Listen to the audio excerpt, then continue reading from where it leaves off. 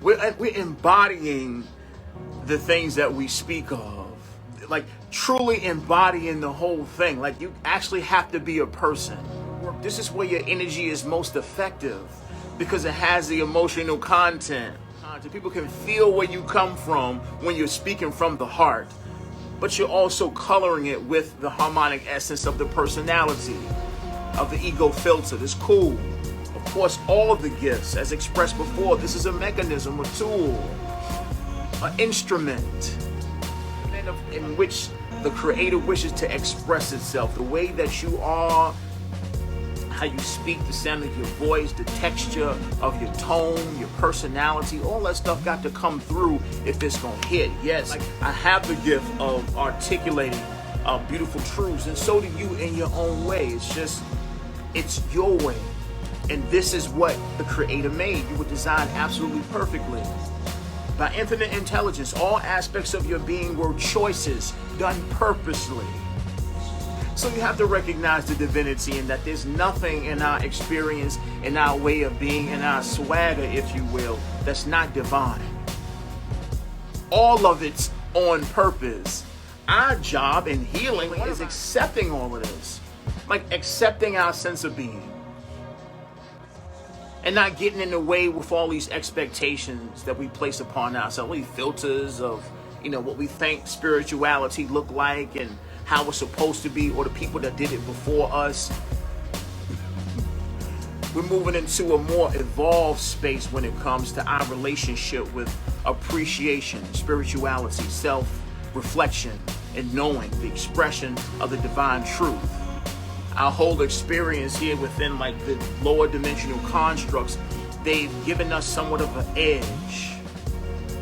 Those filters, they're helpful.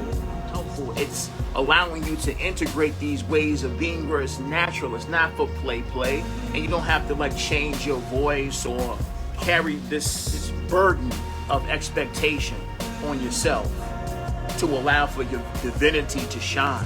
Anything, a true professional. The professional goes to school and learns all the rules. He learns all the rules and all the methods that were done prior to him being a disciple. But then, after a while, he gets the hang of the tools and the usage and the functionality. He understands it. And at that point, he breaks the rules. He or she breaks the rules to evolve the curriculum. Your personality is one of those designs. Saying things the way you'd like to say them based on where you are emotionally, energetically, spiritually, intellectually. Like I said, all of these things are helpful in allowing the truth to come through in true purity, where the emotional content is there. It's not just a bunch of talk and pretty words and inspirational quotes and this political correctness about it. It's truly genuine. It's you being you, where the communication and the essence of the message comes through in the energy that's being transferred. Words ain't doing nothing but clothing feelings. They clothe vibration to share feelings. We're attempting to paint an emotional, energetic picture or transfer an energetic picture to another being. We're kicking it today. In actuality, when you're not at work or before you start the work that you're doing, stillness is necessary. When you take breaks during the day, sit there for 2 or 3 minutes in your chair, not doing nothing, closing your eyes and connecting with your heart space. Being able, the frequency in which you're able to recognize the internal world, the heart, being able to go there and then come out and have to focus on something. You're going to be more proficient at the focus because you continue to recognize the source of the information. Once again, the source of the awareness, then you connect with all these extrasensory tools that you have to use in operating or doing the mental focus exercise or whatever conventional means that's necessary for you to give your energy to. When you're constantly recognizing your heart throughout the day, it could be 2 minutes, it could be 3 minutes, it could be 5 minutes. Waiting on whatever you got going on, waiting on your coffee to finish, or you got a small break here, small break there. returning to the heart space and being in that presence, like it's truly counterintuitive, because mentally we feel like we're not really making any real progress unless we're doing something strenuous or having to move. Like, some of the greatest action takes place when we're still. Some of the greatest moves forward takes place when we're still. Like, the subtle things, the very subtle, gentle, natural things that we do are basically responsible for the greatest amount of progress in the direction that we intend. Like, being aware of your heart constantly and recognizing that that's who you are and operating from that space, it affects everything that you do in your life. Everything that you begin to do is affected in a way that's more efficient and proficient in which you do things. You access greater amounts of information because I was moving with life, with spirit. I was sitting on the throne while I did my work. Made things 10 times better than I could ever do it. You're dealing with self versus self. It's not about them, it's about you. Are you raising the bar? Are you getting up at 4:30 in the morning, 5, to go and do your exercise and run? And are you drinking enough water? Are you stretching every day? All the things that come with a refined athletic presence. It's more about discipline. So it's always you versus you, the person that you look at in the morning. And when you go to bed, that's who you're taking care of. What it means to be the best, you realize that it's internal. It's you. It's you versus yourself. Because once again, there is no audience, there's no crowd, there's no opposing team at 4:30 in the morning when you got to get up or when it's time to go to the gym. They're not there looking at you. The real work, the competition takes place before you get on the court, before you get on the field. That's where the real work takes place, not when you're actually balling. It's when you're by yourself. So if you do the real work when you're alone, it ain't nothing to get on the field and do your thing. They say the battle is won before you get on the battlefield. Taking ownership is where you take your power back. Taking ownership of the experience. Like, really get in there and take your power back, taking ownership of it. That's mine. This is healing I'm supposed to do. This is a level of love I'm supposed to show. Those that can handle this, that can take those experiences and use them within the process of transmutation to allow a strength never seen amongst this species to be manifest. It's there for us, taking ownership of the experience, you not being a victim. That's at the core of all of that. This is where you take your power back. Nobody's done anything to you. You created an experience that's necessary for you to reverse engineer. Once again, truly a hologram. This is a hologram of our own creation. And all the alchemical tools and ugliness and heinous acts that are available in form that are necessary are tools that were necessary for us to use to bring the best of the best out of our own souls into physical form, to share amongst those around us. Souls such as yourself are here to ensure that those experiences don't happen to nobody else through the strength that you use to transmute those experiences and stand in your own fire. You're being called to assist many within that spectrum because you've come to a place of being open to be responsible for it. You've come to a place of being open to be responsible for it. It's a lot, beloved, but you got it. You wouldn't have asked the question if you didn't know what to do with it. We acknowledge how heavy it is. And yes, it hurt. It's a lot of sleepless nights that came out of such experiences here. Most of the young ladies that I've been with have had traumatic experiences when it comes to uncles and friends of the family and creepy old folks with pretty little girls that, got fly energy and all innocent. You know what I mean? Like I said, it's been a lot of sickness that's been festering here on the planet. But look, through taking ownership of those experiences, like it's mine.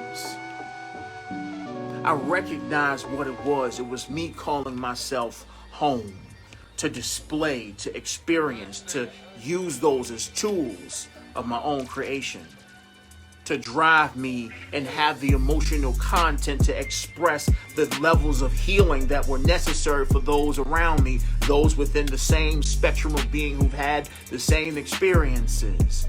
This was data. This was emotional content for me to use to transmute into the healing presence that was necessary to allow for a heaven on earth experience, because I had the data to go with it. Once again, OGs have experienced the pain in order to transmute the energy and express the natures of the path for the youth so they don't make those mistakes. It's the souls who done the most. We done the most dirt. We done the most grind. Why you think where the preachers, all of them used to be drug addicts and pimps and hustlers and all that, they done the most dirt, and then they turn themselves to God. That's the nature of their experience. What you think? What you think the spiritual soul, like the spiritual souls here, where the spiritual community came from? They had to up so much in order to recognize what was more important. That's how we get on this path. It ain't because it's cool. It ain't a fad. It ain't popular. Like, oh, we trying to be cool and let's do the spiritual thing. Let's meditate. No, we just came to a place in our lives where we respect peace. Just being in the space of peace. Ain't nothing blowing up. Ain't nobody dying. Ain't no killing. Ain't no shooting. Just grass and our shoes off. Like our freedom, we ain't locked up. Like, how do you think we come to this place? You wouldn't enjoy peace unless you knew what ratchetness looked like. Unless you knew what a bunch of destruction looked like and felt like. To really be in pain. Like real pain. I had to talk with a youngin' yesterday. I was like, oh, the youngins motivated to go out there and do some foolishness because they've never experienced no real pain. When I was coming up, young dudes from the suburbs wanted to come to the city. They want to come to the city and steal stuff with us. And the point is, it takes a lot of dark experiences to get to this space.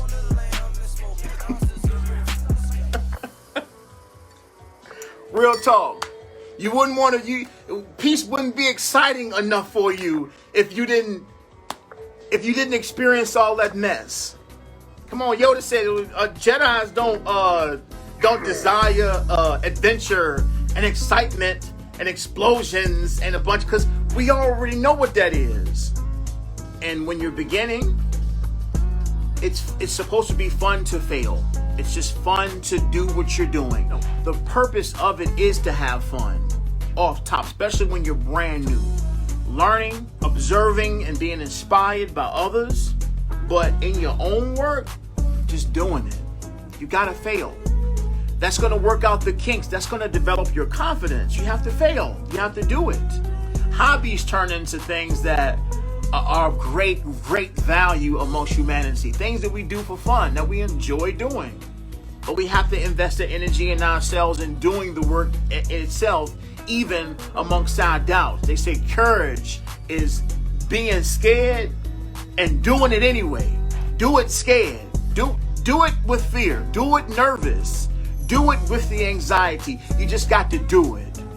That's courage.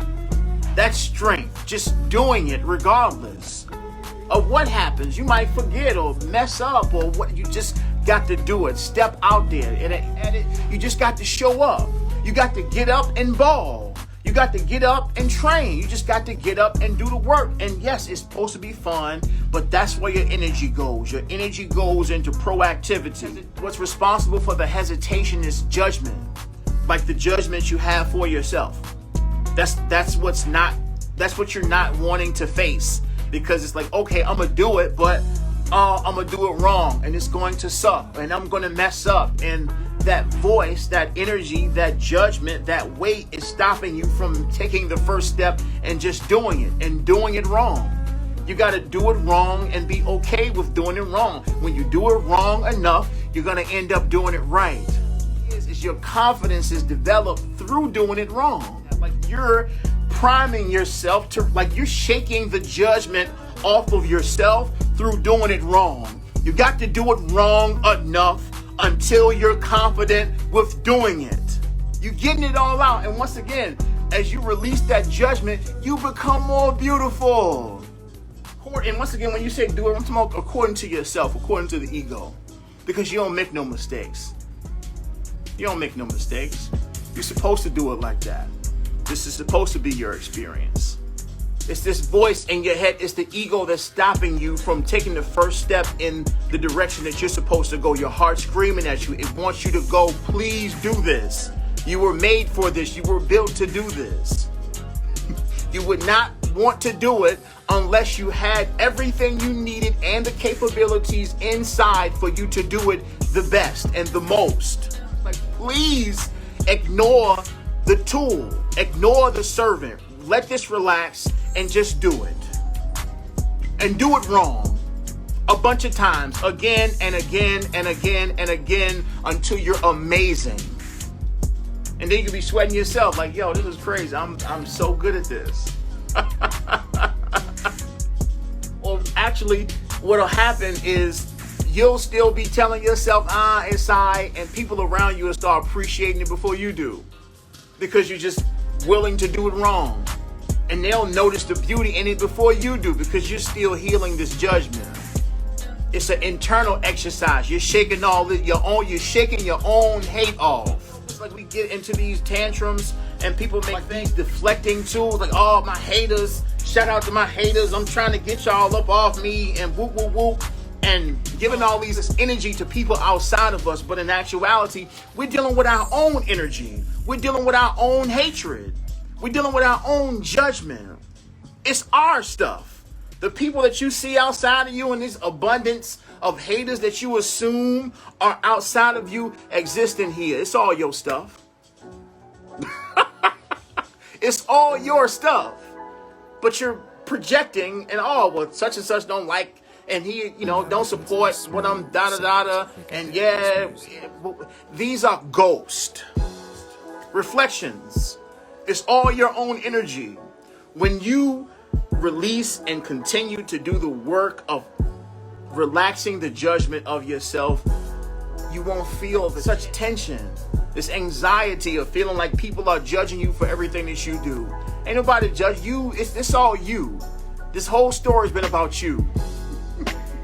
When you stop judging yourself, you have to have the courage and confidence to do it anyway, even when you're judging yourself. Even while you judge yourself, you got to have the courage and confidence inside to do it anyway, beyond this voice you got going on in your head telling you that what you're doing is not good, or, oh, that's ugly, and nobody will wear that, and why you choose that color, and why you do it like this, and why you do it like that. Once again, the harshest judgment is this voice in our head. It comes from this voice in our own head. We're experiencing our own level of judgment. The nastiest things that we can tell life exist within us.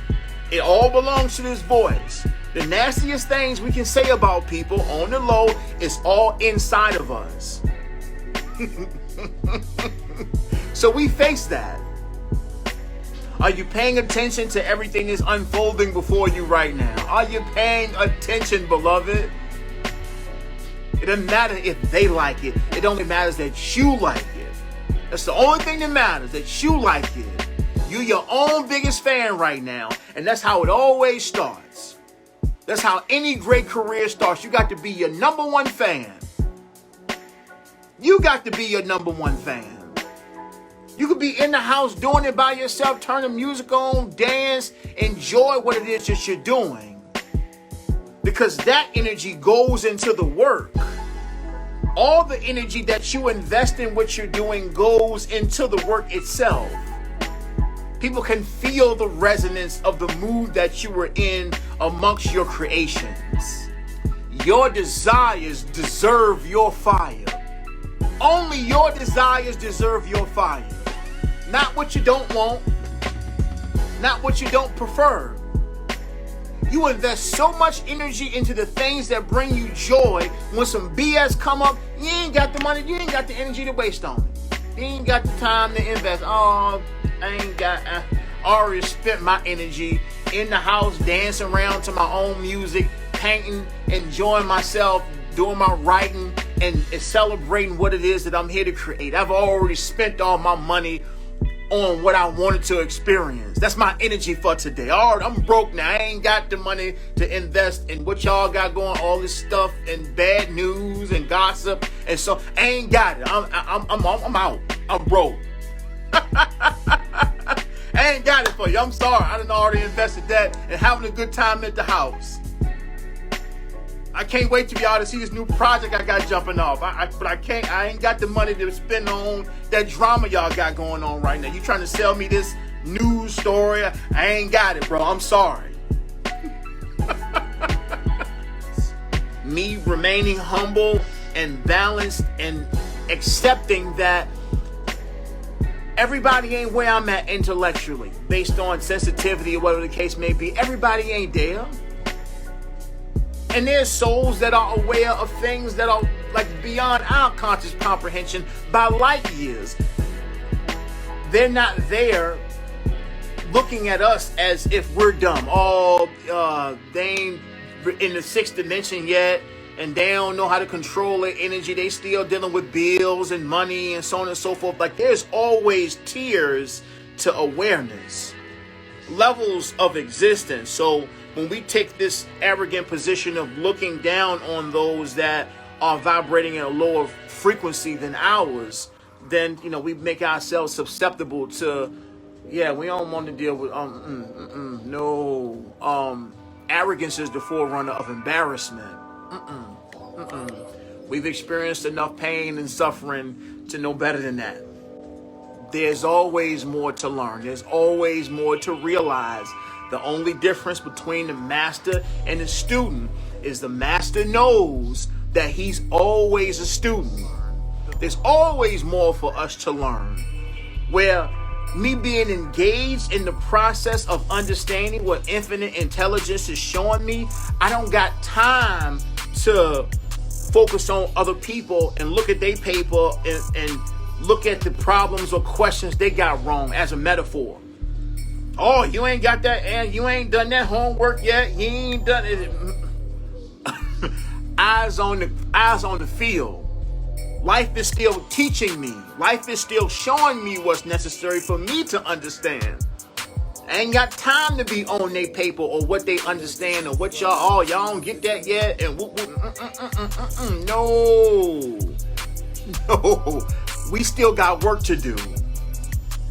The crystals are conscious technology.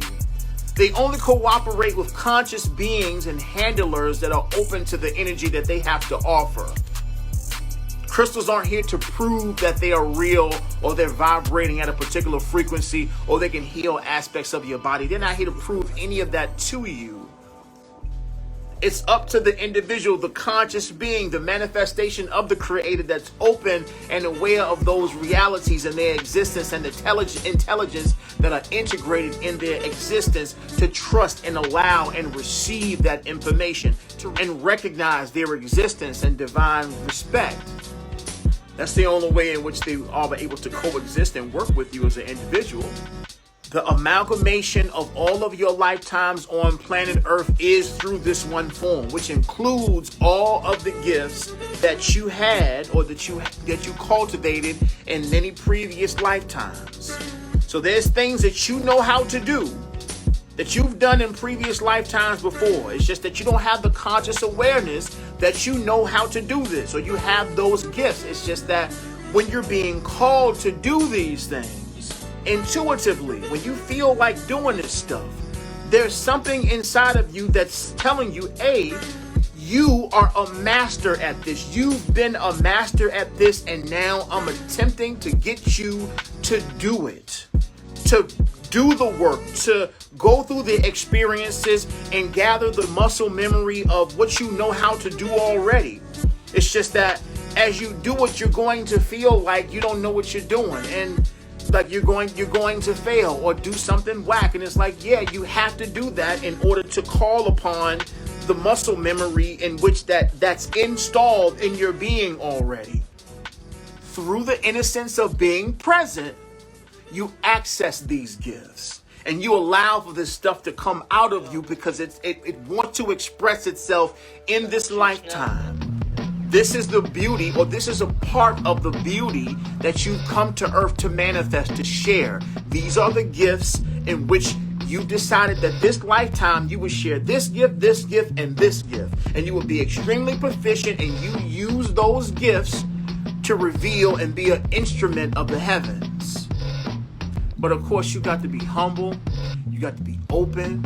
You got to be out of your head, out of all that judgment, out of that arrogance, and focused, engaged in your experience to allow for those gifts to come online. So you got to be like a child to enter the gates of heaven. I know it's a religious reference, but once again, there's quite a bit of deep knowing within those deep aligned knowing within the religious springboards.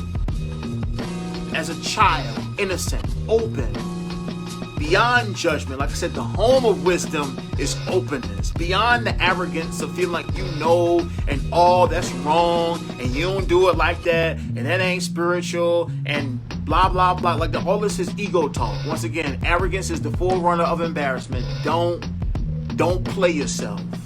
Don't play yourself, son. Relax. I know it's a catchphrase and it sounds so easy, and everybody put it in songs and say it over and over and over again. Yeah, follow your heart, follow your heart, follow your heart, talking from the ego versus doing it. You know how tough you got to be to follow your heart?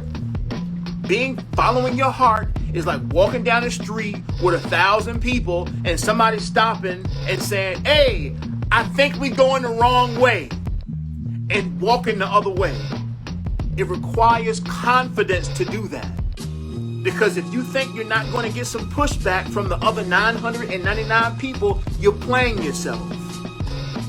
This is the confidence that's required, the strength that's required to truly follow your heart and listen to yourself, to be your own authority. Because they're going to say everything in the world to try to scare you into doing something different and show you a bunch of information. Of course, people in their head are going to try to sell you an idea or try to prove you wrong because, oh, why you doing that? Why you doing this? It's just that the truth don't need no defense. It don't need no marketing pitch. It don't need no sales plan. It ain't got nothing to prove. The sun don't need no promotion. It just shines. So anytime there's some resistance and someone trying to tell you something, understand they're attempting to overcompensate. They're attempting to reinforce something that they truly don't believe in. Because once again, if it's true, you ain't got to say nothing. You ain't got to sell it. You ain't got to give me no counter or argue with me or debate about it. God don't need nobody to fight for it, for him or her. God don't need you to fight for it or fight for the truth. What? It's the truth. It's eternal. It ain't going nowhere. The lies always reveal themselves over time. But that's why they need the overcompensation, the argument, the display, the booms, the bams, all the noise and jumping around and crashing and explosions and so on. This is overcompensation. You're trying to sell me something that's not real, that's temporary. The truth is like the bottom of a bottomless ocean. It doesn't go anywhere. There's absolute complete silence, that real pressure. There's nothing to do. It's just silence because it's the truth. It ain't going nowhere. It's never been about the money. It's about the person that you become in gathering the abundance, what you realize about life and adding value that you realize in the accumulation. And then when you accumulate the bread, you're giving it out or you're being of service to life. You're providing jobs. You're adding value to people's homes. And then you become a greater funnel or outlet of divine abundance from the heavens because you're willing to allow the current to flow through you into life, to make things beautiful, to add value to life, to evolving souls, to helping souls, to healing souls. And this is why the work that you're doing inside right now is of such importance. Your experiences are catalysts in ways in which you can heal humanity through the stories that you have to tell, through the healing experiences that you're unfolding, The things that you've been through your life that you are reverse engineering. This is priceless data to souls that will need your help in the coming time.